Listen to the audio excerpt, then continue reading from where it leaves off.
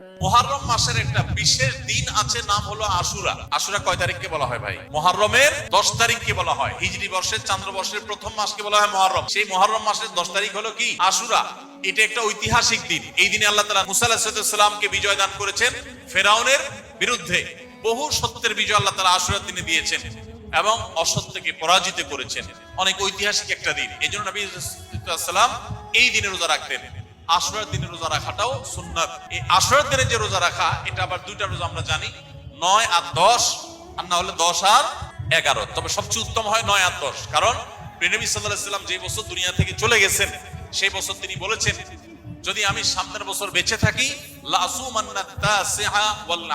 তাহলে সামনের বছর আমি আশুরা রোজা যখন রাখবো তখন মুহররমের 9 আর 10 রাখবো। এটা তার আকাঙ্ক্ষা ছিল, কিন্তু সেই তৌফিক তিনি পান নাই, আল্লাহ তাকে দুনিয়া থেকে নিয়ে গেছেন তার আগে। তো এই জন্য উলামা ইকরাম বলেন উত্তম হলো আশুরা রোজা রাখলে 9 এবং 10 রাখা। যদি সেটা না পারেন তাহলে অপশন নম্বর 2, 10 এবং 11।